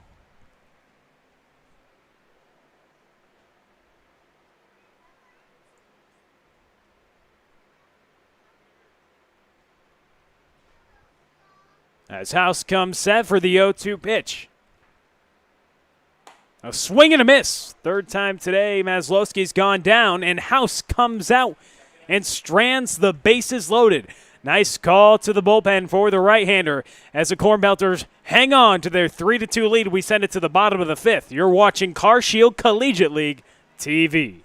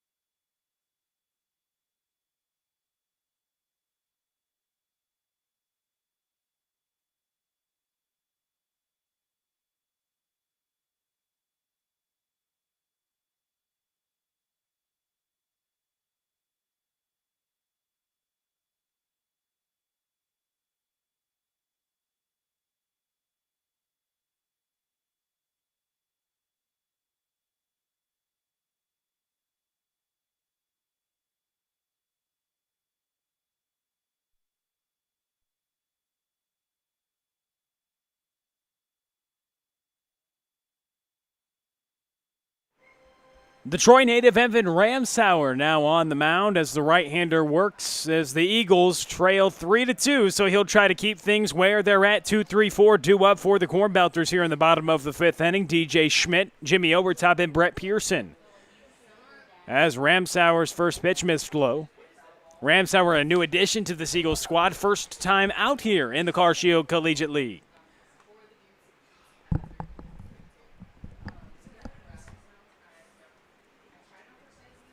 That pitch missed away. DJ Schmidt last time at the plate had a 2-run home run.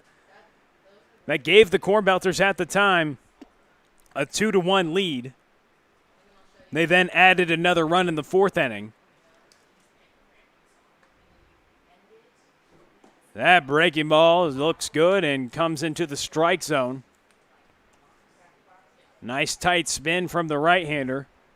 But then last half, Damian Henderson started things off with a home run. And ultimately, they knocked out the starting pitcher, Ben Kolowski, out of the game. But Hayden House came in and stranded the bases loaded. There was great opportunity there for the Eagles. They did notch one run on the Damian Henderson home run. But then stranded the bases loaded. So they did claw back by a run, now just trying to keep it there for Ramsauer. The right-handed pitcher who's out there for his Eagles, who just trail by a run here in the bottom of the fifth inning.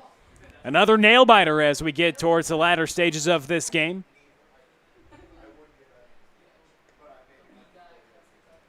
It's DJ Schmidt, 1 for 2 with a couple RBIs, had that big home run in the third inning. The full count pitch. Foul back to the screen.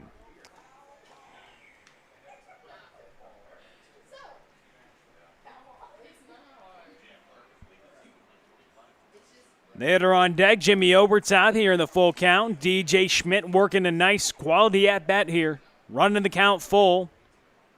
The first hitter that faces Ramsauer. Sound like a broken record. As Schmidt calls time. We sound like a broken record saying DJ Schmidt having another quality at-bat. Fouling off some tough pitches, working a deep count, a lot of pitches. Now he's shown his power as well. It's been pretty good to see. Pretty fun to see for DJ Schmidt.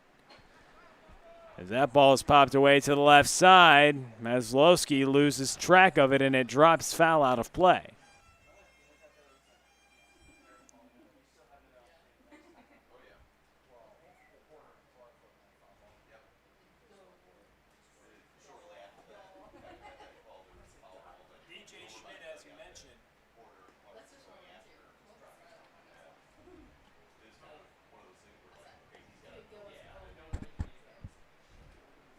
Here in a full count.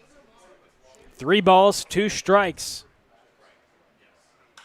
And he fouls another one away.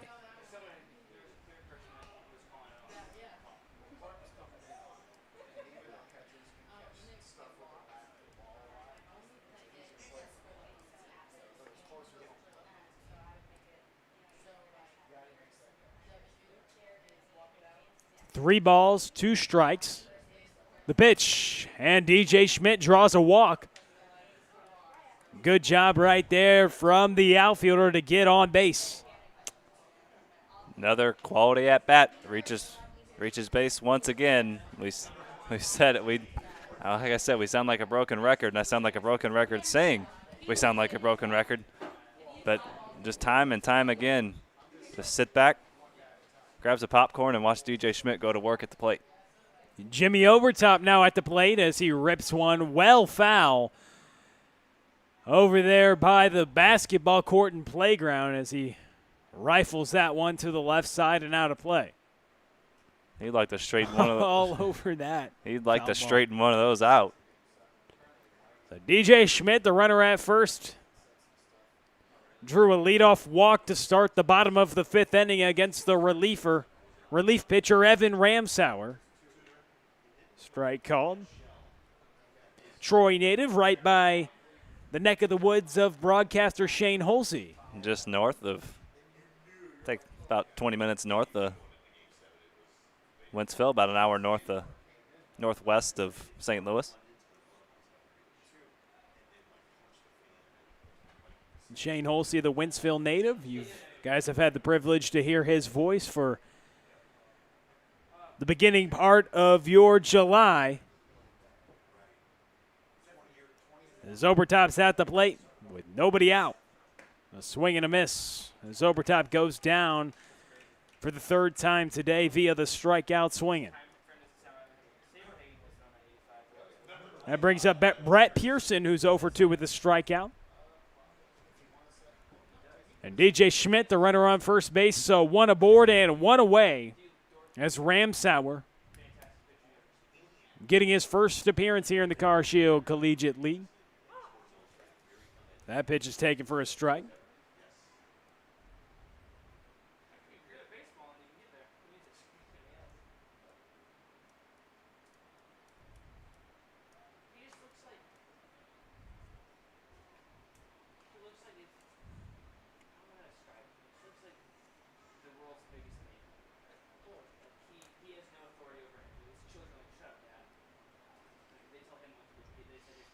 The runner on first, DJ Schmidt. And he takes off.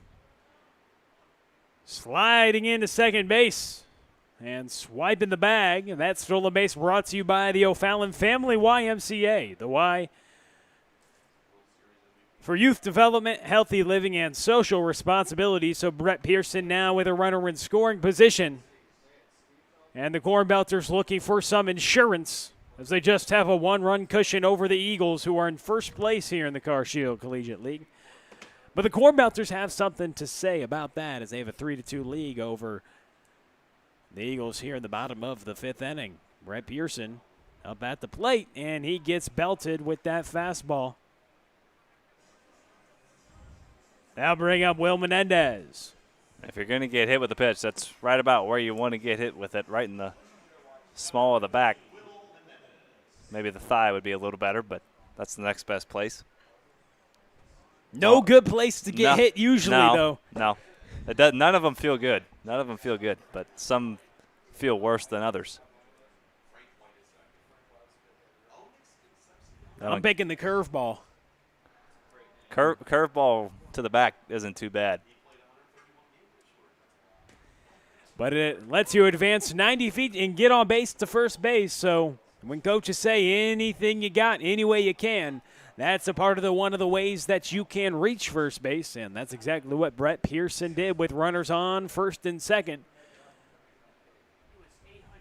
As Ramsauer gets that one over for a strike, 0-1 to Menendez, and he drops another one in there for a strike, 0-2 the count to the third baseman. Big sweeping breaking ball. We've seen a variety of breaking balls. That one of the big sweeping variety from Ramsauer. Start that at the hitter's front hip and let it work back across the plate. And the right-hander comes set with runners on first and second. That ball's popped to the right side and caught by the first baseman, Hamilton Anderson, for the second out of this 5th inning. Good job getting in on the hands of Menendez. Kind of caught Menendez second-guessing himself. Didn't really know what pitch was coming, and by the time he made his decision, it was a little too late. Vance at the plate, singled in the second, and walked in the 4th inning. He's 1 for 1 with a walk and run scored.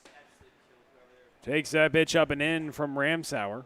1 ball, no strikes with 2 outs and 2 on for the Cornbelters, who have a 3-2 lead here in the bottom of the 5th inning.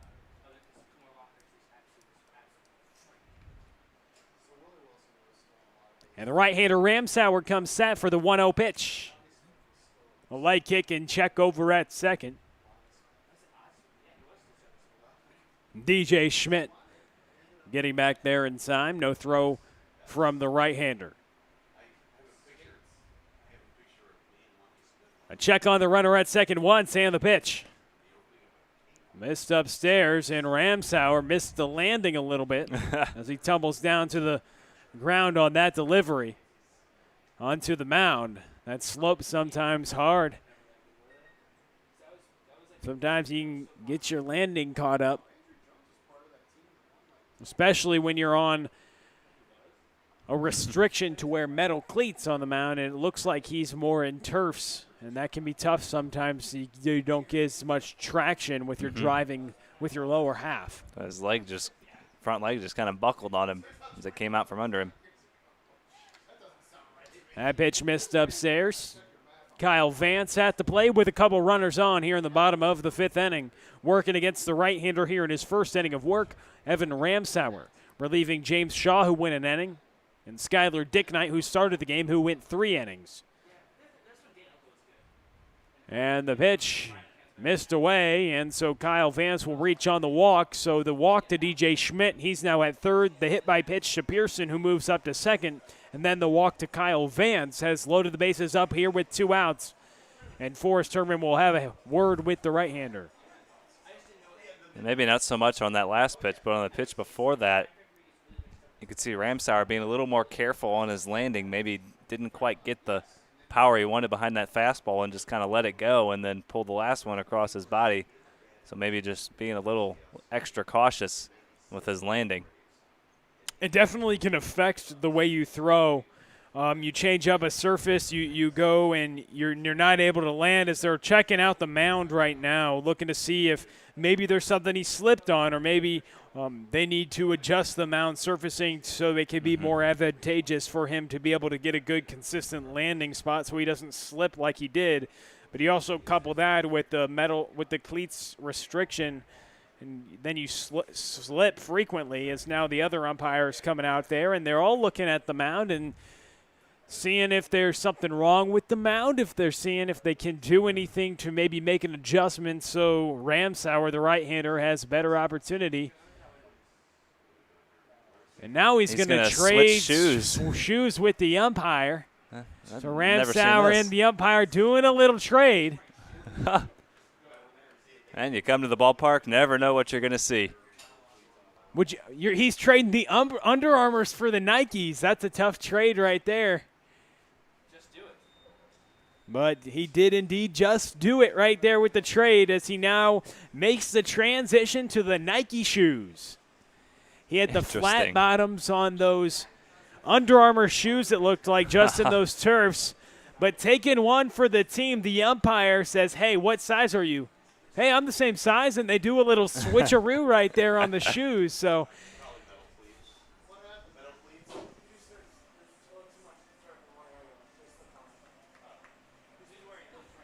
he slipped a couple times, and the umpire says, hey, buddy, I got a pair of shoes for you, and he puts on the Nikes instead. Let's see if these do him any good. And sometimes on that mound, some turf pellets can build up, or you're landing in a spot where a lot of other pitchers landed, and the turf's just kind of worn out and it gets kind of slick. It might be a case, or could be a combination of the two, those and the shoes. You never know. What a play from the umpire right there, taking one for the team. Absolutely.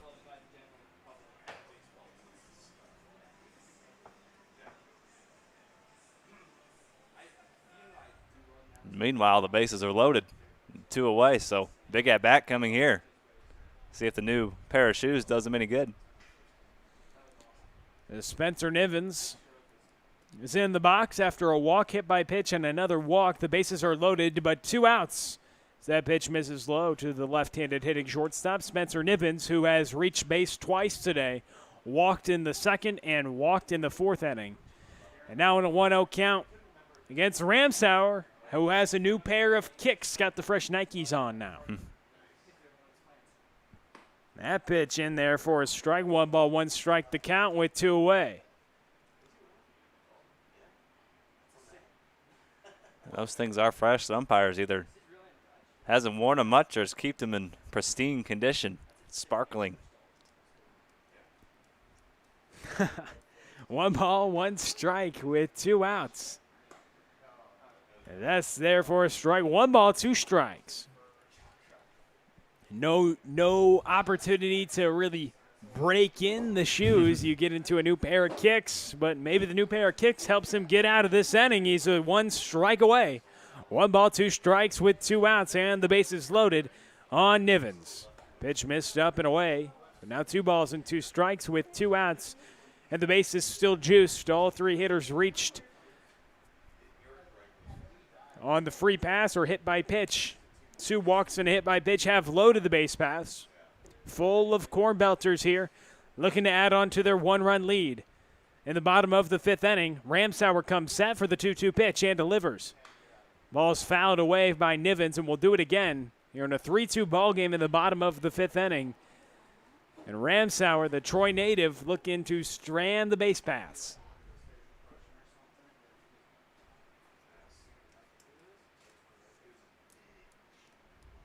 Carter Mize, the hitter on deck if this inning would extend.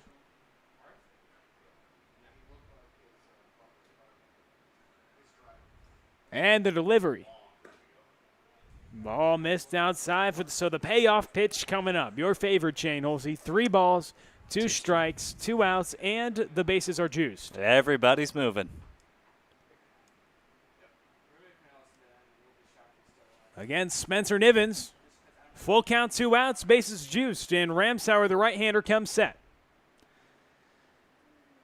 The payoff pitch. A swing and a miss, so Ramsauer strands the bases loaded, and the new kicks do him good. Leaving the bases loaded and striking out Nivens swinging. We send you to Shane Holsey. Get prepared and buckle up. 3-2 ball game. Cornbelters on top.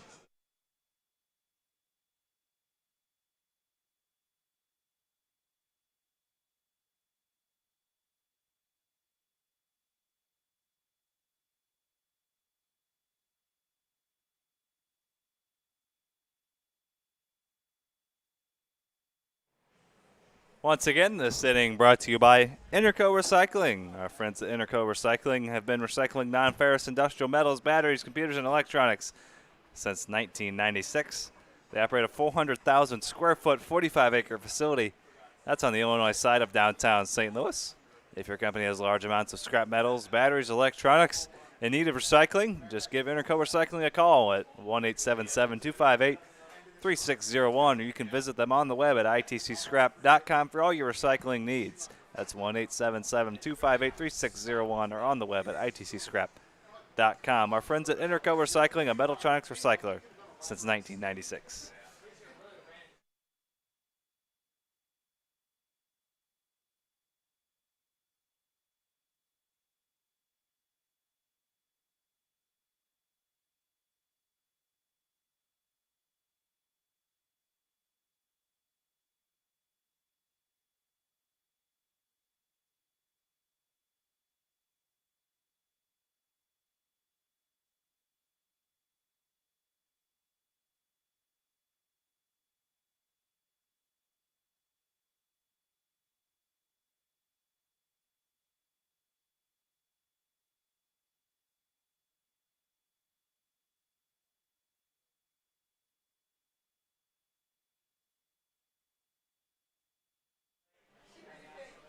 So the new pair of kicks does Evan Ramsauer good as he strands the bases loaded and keeps the Cornbelters lead at 3-2.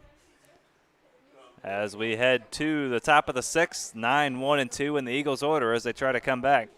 They got one back on the Henderson home run and trail it by 1 as Hayden House looking to slam the door on the Eagles here in the final couple of innings.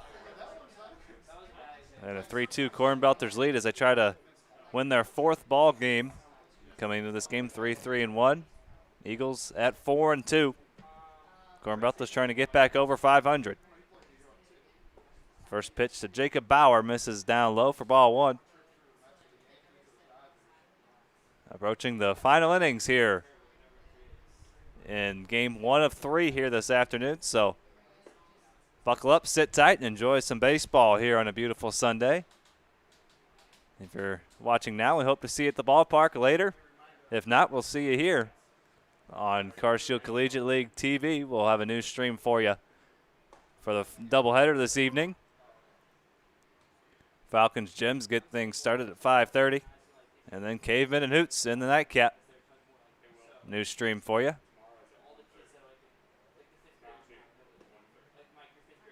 That ball misses down and in.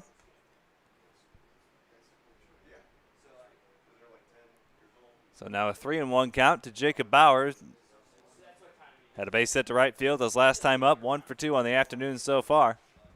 And he chops that one. Menendez, bare hands on to first, and it's high, and Vance gets the tag on Bauer for the first out. Nice play on both ends. Menendez knew the only chance he had was to barehand that, and he barehanded it cleanly, fired a little high over to first. But Vance went up and got it, slapped the tag on Bauer for the first out.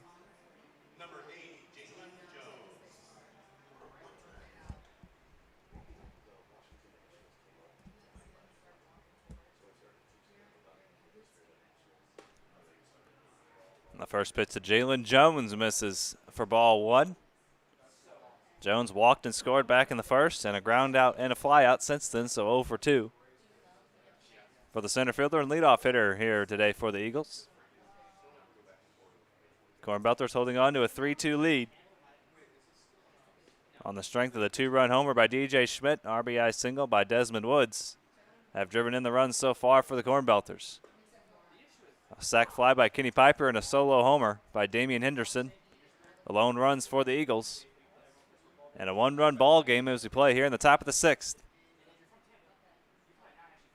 2-1 count to Jalen Jones. Swinging a foul.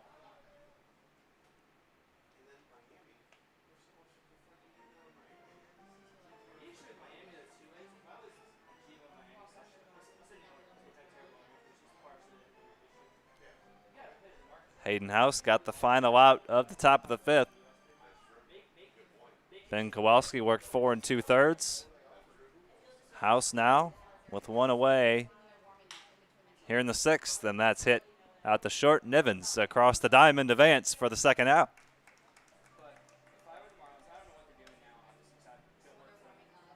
So a strikeout to end the 5th, and now a couple of ground outs here in the 6th. And if Damian Henderson can do what he did last time, he could tie the game. He launched a solo home run over the CarShield sign in right field, an absolute bomb. And he is 3 for 3 with a couple of singles and that home run. No hits on the summer coming into today, but he's had a coming out party of sorts after signing with the Cincinnati Reds. Now to Cal State Bakersfield.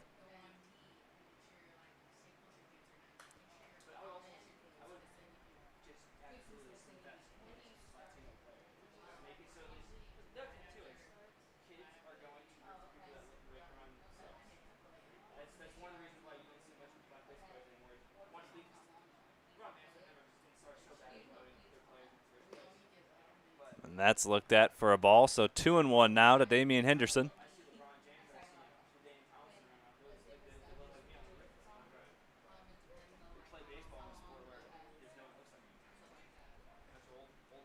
And that's chopped up the middle. Nivens caught an in-between hop, and it skipped right under his glove, and a 4-hit day for Damian Henderson.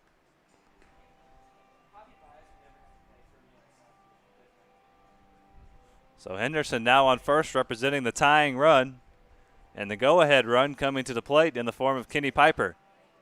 Number 6, Kenny Piper. The birthday boy, Kenny Piper, having a nice birthday so far. A hit and a run batted in so far, a 1 for 2 day. A broken bat hit his last time up to left field, just in front of Desmond Woods. Henderson on first after the 2-out single.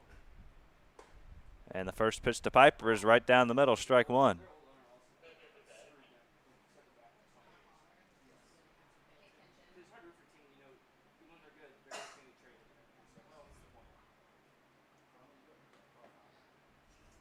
And that hits Piper. So he reaches base for the second time, and the go-ahead run advances into scoring position. Eagles trying to mount another late-inning comeback. They've done it the last 2 games. And that brings in the shortstop, Peyton Leeper. He was part of one of those comebacks, launched a game-winning grand slam a few days ago.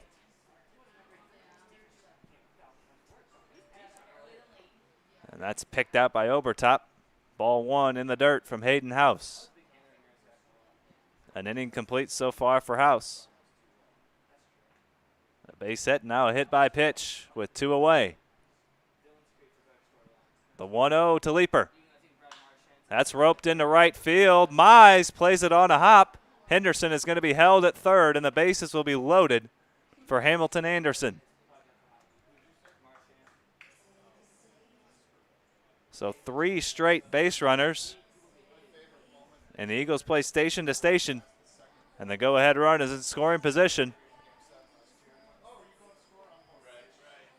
And Joey Hawkins will have a word with his side-arm tossing hurler, Hayden House. Big spot here. Cornbelters hanging on to a 3-2 lead. And a dangerous hitter, 5 RBIs yesterday, Hamilton Anderson, will step to the plate with the bases loaded and 2 away. So now back-to-back half innings, we've had the bases loaded. The Cornbelters couldn't come through in the bottom of the 5th. See if the Eagles can come through here in the top of the 6th.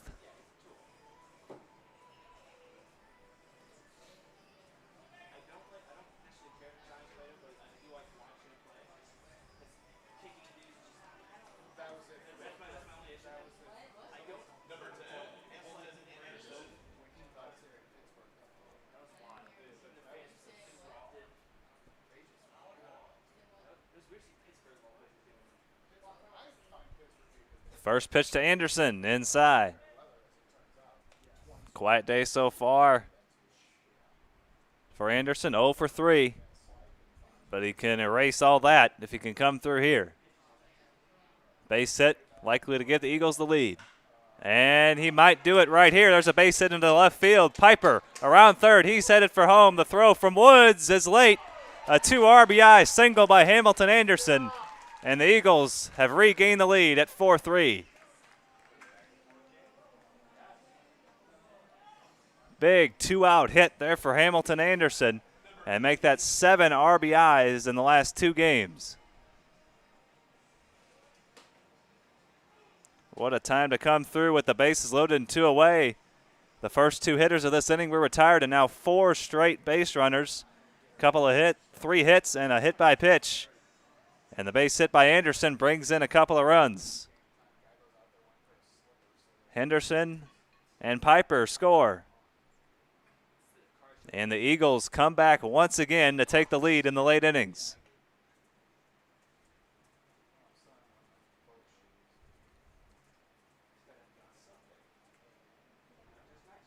Now runners on first and second.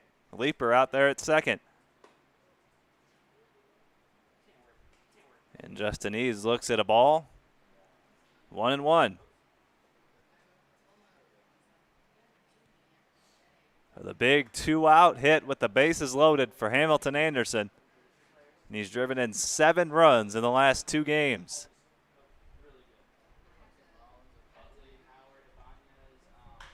And that's sprayed foul off to the right.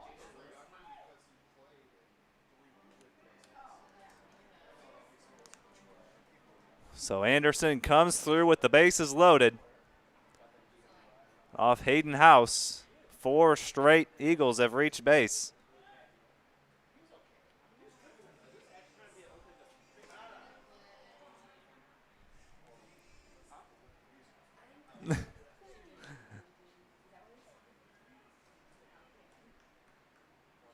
One and 2 count to Justin Eads. Runners on first and second, 2 away. Eagles now in front. The 1-2. Foul ball.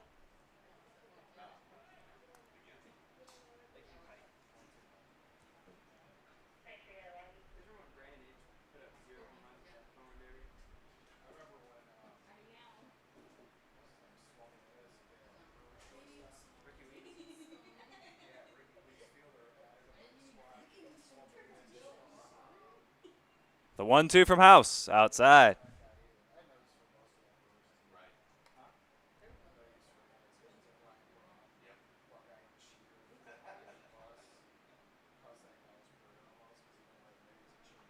The payoff pitch coming from Hayden House to Justin Eads. That's down the right field line into foul territory and out of play.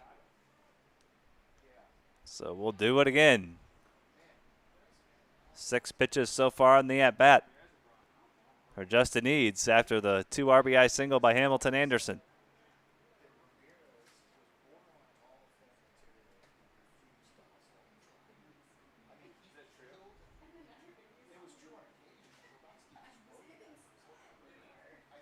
The 2-2 from Hayden House. And that's into right center. That's going to get down for extra bases. Eads will trot in a second. 1-run scores. They're going to send another. Anderson rounding third. The throw from Nivens is in plenty of time. Obertop slaps the tag on Anderson. But the double brings in another run. The 2 RBI single by Anderson and the double by Eads. And the Eagles lead at 5-3 as we head to the bottom of the 6th here on Car Shield Collegiate League TV.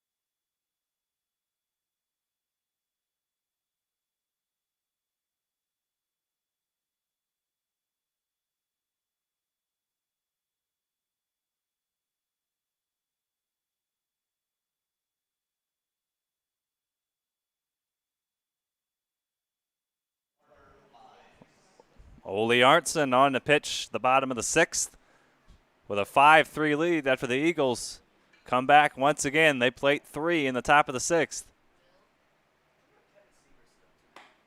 As we just got word, this will be the last half inning of this ball game, so the final chance for the Cornbelters here in the bottom of the 6th. Carter Mize, first up for the Cornbelters. That's back up the middle. Leaper to his left. And a nice play for the first out.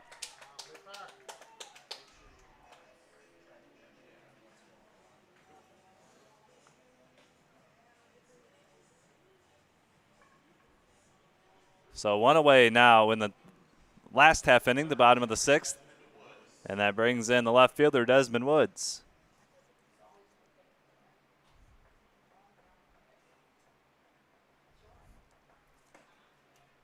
So Ole Arntzen, the 4th pitcher used by Forrest Herman this afternoon. Second time we've seen Arntzen on the mound, worked a scoreless inning in his lone time on the mound as Woods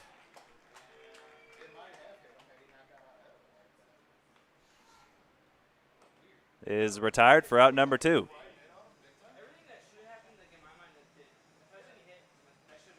I looked down at my scorebook momentarily, so I apologize.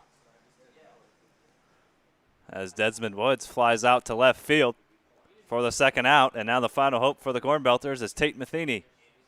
And that's chopped through the left side and a base hit. So now that'll bring the tying run to the plate. And a dangerous hitter in DJ Schmidt.